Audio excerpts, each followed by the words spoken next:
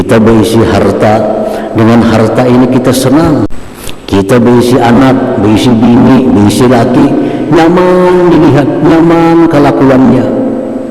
Ucapkan Rasulullah SAW bersabda, ujar Nabi, siapa diberikan nikmat kepadanya, lalu nikmat itu menyenangkan hatinya, supaya nikmat yang menyenangkan hati ini jangan sampai membuat kita susah di belakang hari, supaya nikmat yang menyenangkan ini jangan sampai bikin kita sakit hati di belakang hari, baca ya Nabi.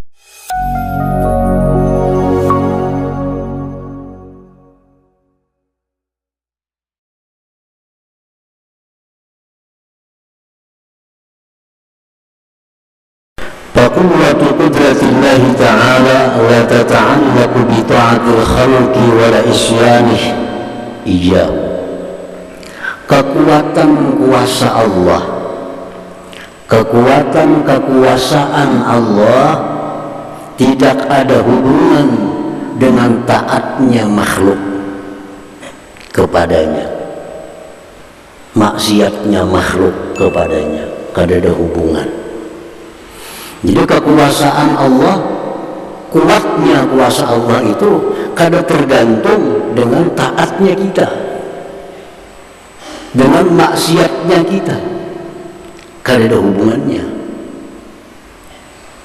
Law anna al-khalqa kullah ya'sunna ma naqasat qudratu quwwatu qudratillahi ta'ala walau anna al-khalqa ata'uhu ma zadat quwwatu qudratillah ta'ala.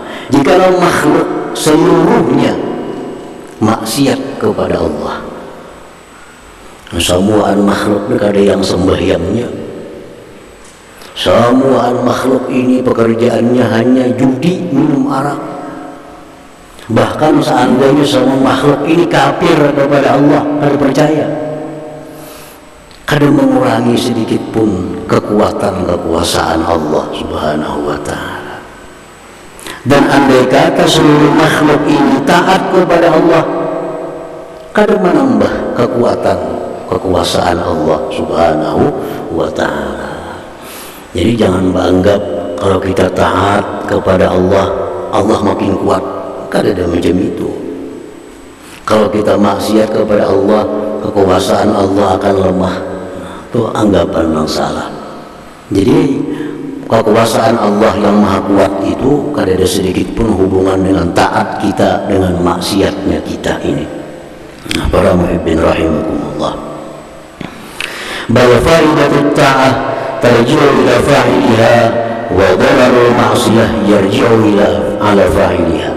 Bahkan itu faidah taat, kita sembahyang, puasa, bersedekah, berzikir, berkumpul, menuntut ilmu, itu semuaan faidah kembali kepada kita, semuaan keuntungannya kembali kepada kita, sedikit pun tidak ada kepada Allah keuntungannya. Nah, kalau kita misal semuaan berzikir, Allah untung, ada untungnya bagi Allah, keuntungan itu kembali kepada kita. Dan bahaya maksiat itu pun kembali kepada yang melakukannya, bukan sedikit pun kepada Allah Subhanahu wa ta'ala. Nah, inilah bedanya kekuasaan Allah yang maha kuat dengan kekuasaan manusia. Raja sehebat apapun raja, kalau rakyatnya sudah menentang semuaan, raja akan gugur sendirinya. Seluruh raja ini kada maunya orang, seluruh raja kayak ini kada maunya orang. Apa perintah raja rakyat kada menjalankan, raja akan gugur. Nah, kalau rakyat ini semuanya patuh lawan raja, rakyat ini taat lawan raja, raja akan makin kuat kekuasaannya. Itu raja manusia. Tapi kalau Allah yang maha kuat ini sedikit pun kada ada hubungannya dengan taat kita, dengan maksiat kita. Kekuasaan Allah, kekuasaan yang sangat kuat. Nah, itulah Al-Qawiyyu Al-Matin. Allah berfirman, man 'amila shalihan falinafsihi wa man asa'a fa'alaiha. Allah berfirman, siapa yang beramal soleh pari nafsih, untuk dirinya sendiri. Siapa berbuat jahat, dia sendiri yang akan menanggungnya. Jadi jangan dianggap bahwa kita ini berzikir menguntungkan Allah, ada sedikit untung. Kita yang untung, kita maksiat, kita yang rugi, kita yang akan menanggung akibatnya. Nah, para muhibbin rahimakumullah, Allah berfirman lagi, in ahsantum ahsantum li anfusikum wa in asa'tum falaha. Jika kalian berbuat baik, ahsantum li anfusikum, kalian berbuat baik untuk diri kalian sendiri. Nah, kita berpikir kita yang untungnya. Wa in asa'tum, jika kalian berbuat jahat, nah falaha, maka dia sendiri yang akan menanggung mudaratnya. Nah, para muhibbin rahimakumullah, jadi itu yang dimaksud dengan bahwa al-qawiyyu, yang maha kuat, artinya punya kekuasaan yang sempurna. Allah subhanahu wa ta'ala itu. Firman Allah subhanahu wa ta'ala mengisahkan kaum Nabi Hud yang disebut dengan bangsa Ad. Ini di Hadramaut, sana andaknya, tempatnya kaum Nabi Hud ini di Hadramaut, di Yaman sana. Allah berfirman menceritakan itu, fa'amma 'adun fastakbaru fil ardi bighairil haqq wa qalu man ashaddu minna quwwah awalam yarau anna Allah alladhi khalaqahum wa ashaddu minhum quwwah wa kanu bi ayatina yajhadun. Adapun bangsa Ad, kaum Nabi Hud, mereka takabur di muka bumi ini. Nah, mereka sombong, kada mau maasi lawan fajar Nabi Hud. Mereka berkata, siapa yang lebih kuat daripada kami? Siapa yang lebih kuat dari kami? Kaum Nabi Hud ini, Ibnu Abbas mengatakan orang-orangnya itu tinggi sampai 100 hasta, kayak raksasa, tingginya 100 hasta, yang paling rendah 60 hasta. Jadi orang-orang bangsa Ad ini, kaum Nabi Hud ini, kalau mau lah rumahnya mengangkat batu, gunung itu diguyangnya aja, rahayan semua batunya. Kalau baru ada pabrik penghancur batu, nah, gunung itu diguyang-guyangnya daripada kuatnya. Nah, jadi begitu Nabi Hud ini menasihati mereka agar taat kepada Allah, mereka kada mau masih, kada mau taat kepada Allah. Bahkan mereka menentang azab Allah. Mereka menentang azab Allah. Kami kuat dirinya. Siapa yang lebih kuat dari kami? Nah, apakah mereka tidak melihat bahwa Allah yang menciptakan mereka itu lebih kuat dari mereka? Mereka kada sadar bahwa yang menciptakan mereka itu Allah, pasti lebih kuat daripada mereka. Lalu Allah berfirman, fa'arsalna 'alaihim rihan sarsara bi ayyamin nahisat linuzikahum azabal khizyi fil hayati dunya wa la'adzabul akhirah akhza wa hum la yunsarun. Orang-orang bangsa Ad, kaum Nabi Hud yang gagah perkasa seperti raksasa yang bisa mengalih-alih gunung itu kuatnya, dikirim Allah rihan sarsara, dikirim Allah hanya angin aja, angin dikirim Tuhan, dikirim Tuhan angin beberapa hari berturut-turut, akhirnya mereka semuaan mati, apa yang mereka bangun semuaan rubuh. Nah, itu ujar Tuhan hanya azab dalam dunia, belum lagi azab yang mereka terima di akhirat. Nah, jadi jangan merasa kuat, jangan merasa kita paling kuat, walaupun kita punya kekuatan seperti bangsa Ad ini, walaupun kita punya kekuatan kedudukan, punya kekuatan harta, jangan merasa kuat. Apabila kita merasa kuat, di saat itulah Allah akan membuat kita jadi orang yang terlemah, orang yang lemah. Tapi sebaliknya, di waktu kita merasa lemah, di waktu kita merasa tidak ada daya upaya, disitulah Allah akan memberikan kekuatan yang penuh kepada kita. Yang macam bangsa Ad tadi merasa kuat, merasa hebat, merasa mampu segala-galanya, Allah kirim angin lagi semacam, belum tsunami lagi, hanya anginnya aja, habis semua terabangan, rumah mereka bangun rubuh. Itu Allah ini Al-Qawiyyu, Allah Maha Kuat. Jadi kalau maksiat kepada Allah, jangan karena merasa lebih kuat.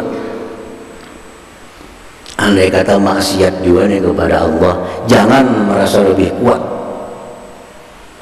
Nah, seperti bangsa Ad ini kena jadinya, dikirim Allah azab yang menghancurkan mereka. Nah, para muhibbin rahimakumullah,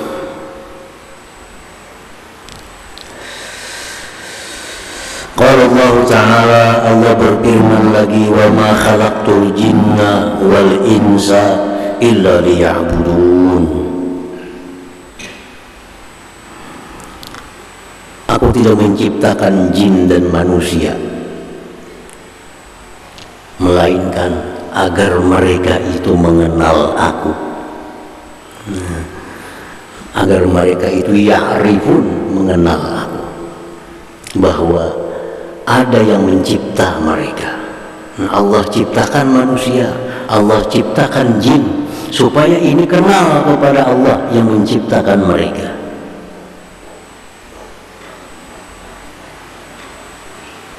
Ma uridu minhum min rizqin wa ma uridu an yut'imun. Aku ya Tuhan kadang menghendaki mereka membayar rezeki kepada aku. Aku kadang menghendaki mereka memberi makan kepada aku. Nah, jadi Allah menciptakan manusia, disuruhnya mereka beribadat, disuruhnya mereka sembahyang. Allah bukan minta makan, Allah bukan minta rezeki kepada manusia itu. Innallahu war-razzaq, Allah yang memberi rezeki itu. Dzul quwwatil matin, Allah punya kekuatan yang kokoh. Nah, jadi Allah Subhanahu wa Ta'ala dengan kekuatan kekuasaannya memerintahkan hamba ini, perintah itu, sedikit pun Allah kada minta apa-apa daripada mereka itu, karena Allah sudah Maha Kuat, Allah sudah Maha Kokoh.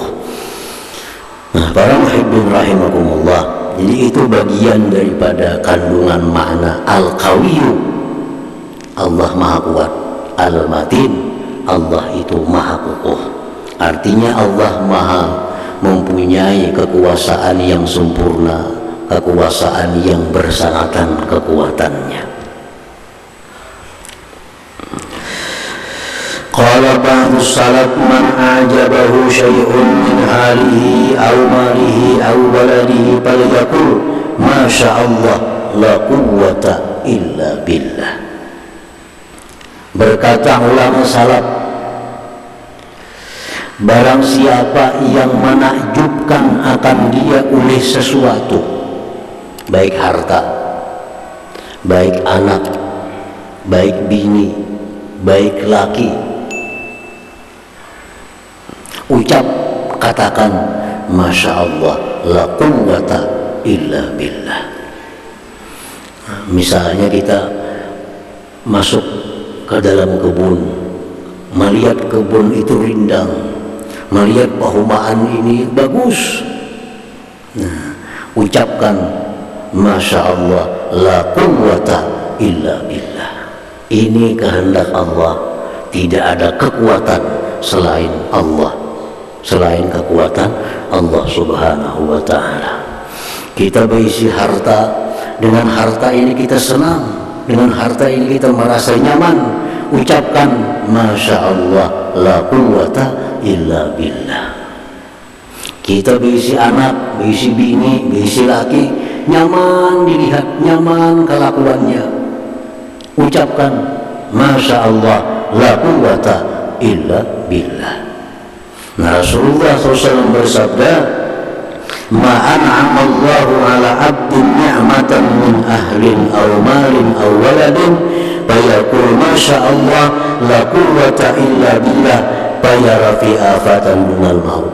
Ujar Nabi, siapa diberikan nikmat kepadanya, lalu nikmat itu menyenangkan hatinya, supaya nikmat yang menyenangkan hati ini jangan sampai membuat kita susah di belakang hari, supaya nikmat yang menyenangkan ini jangan sampai bikin kita sakit hati di belakang hari, baca ya Nabi, Masya Allah, la quwwata illa billah.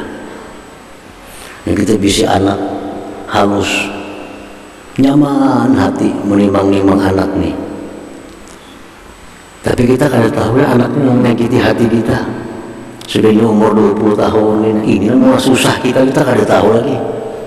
Kan banyak anak nanti harus kita sayangi, kita manjakan. Sekali umur 20 ini yang menyiksa kita, ini yang Allah bangkrut kita. Nah, jadi di saat kita waktu anak ini halus, anak ini kita sayang, kita manja, supaya anak ini jangan menjelakakan kita, baca di hadapan si anak itu Masya Allah, la quwwata illa billah. Maka anak ini sepanjang hidupnya kada akan menyusahkan kita kecuali kematiannya ya Nabi. Nah, barang itu juga, sayang lawan sepeda motor, sayang lawan kendaraan. Padahal kita kada tahu barangkali membunuh kita kendaraannya kita. Menyebabkan orang mati kecelakaan karena kendaraan yang disayanginya. Bisukan dipusut, bisukan disapui, dibersihi. Ini membunuh sekalinya. Nah, supaya kendaraan ini jangan mencelakakan kita, kendaraan yang kita sayangi ini, bacakan di kendaraan itu ya Nabi, Masya Allah, la quwwata illa billah. Ini adalah kehendak Allah dan tidak ada kekuatan melainkan dengan Allah Subhanahu wa ta'ala.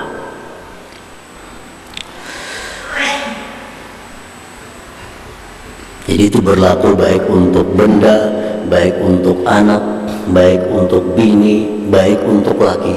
Kita sayang lawan bini ini.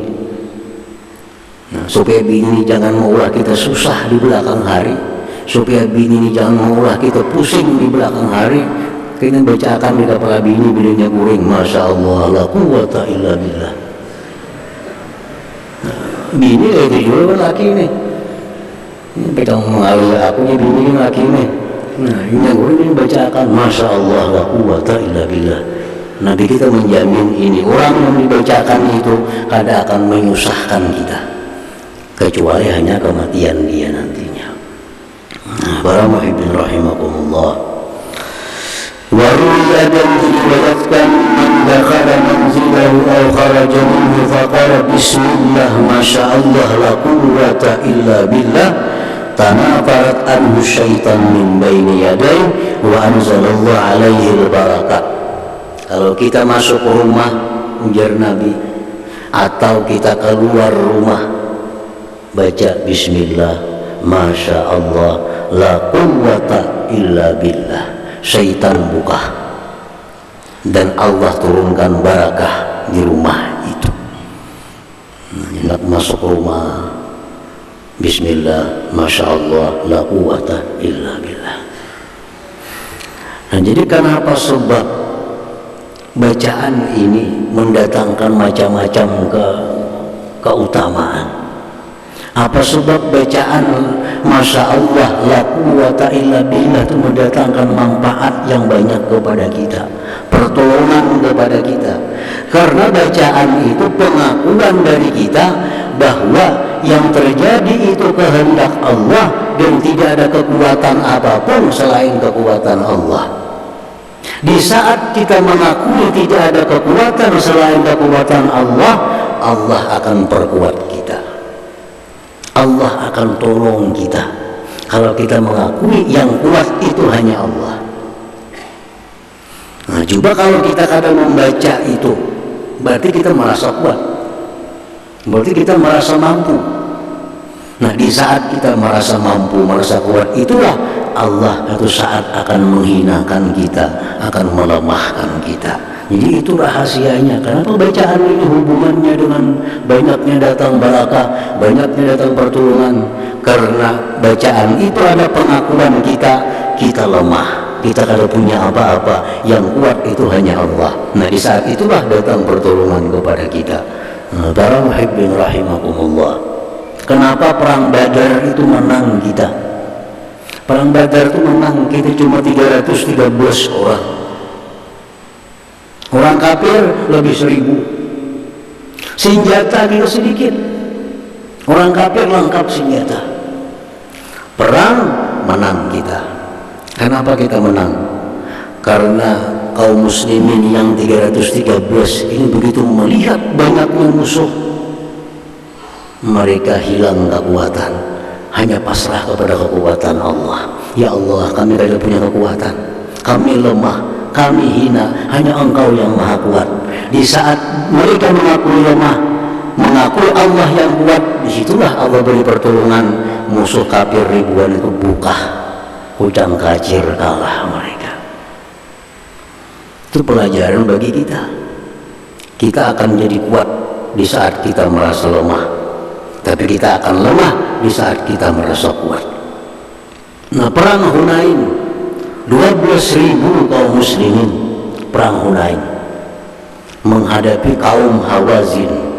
12.000 berangkat pasukan, merasa besar pasukan 12.000, senjata lengkap. Kaum muslim merasa besar, merasa kuat. Sampai di Hawazin, kujang kacir 12.000 ini dihadang musuh di sana. Ditegur oleh Allah, kenapa kalian kalah? Karena kalian mengandalkan kekuatan kalian. Kalian lupa bahwa yang kuat itu adalah Allah Subhanahu wa ta'ala. Jikalau kita hendak menang, kita rasakan kita lemah. Yang kuat itu hanya Allah, akan menang. Itu sudah janji Allah Subhanahu wa ta'ala. Jadi bacaan-bacaan, Masya Allah, la quwwata illa billah, itu intinya, la quwwata illa billah. Di saat kita mengakui yang kuat itu hanya Allah, kita lemah, Allah akan beri kita kekuatan. Nah, kenapa Fir'aun itu kalah? Pasukan semakin banyak Fir'aun. Kenapa Namrud kalah? Merasa kuat. Mereka lupa bahwa ada Allah yang lebih kuat daripada mereka itu. Nah, jadi jangan ingat membaca Masya Allah, la quwwata illa billah. Anak ditimang, Masya Allah, la quwwata illa billah. Kendaraan yang kita sayangi sambil dibasuh, Masya Allah, la quwwata illa billah. Maka ini akan mendatangkan berkah, manfaat, kekuatan kepada kita. Para muhibbin rahimakumullah, para ulama ahli hikmah mengatakan, orang-orang yang punya kedudukan, baik kedudukan apapun, agama atau dunia, kepala desa itu kedudukannya, RT kedudukan, camat itu kedudukan, ke atas kedudukan. Nah, ujar para ulama ahli hikmah, kalau mereka orang punya kedudukan ini, hendak kuat kedudukannya, jangan diguyang-guyang orang kedudukannya nih. Nah, hendaknya itu mereka mengamalkan ya qawi ya matin 366 kali. Nah, pembakar supaya aman, jangan diguyang-guyang orang. Amalkan hari-hari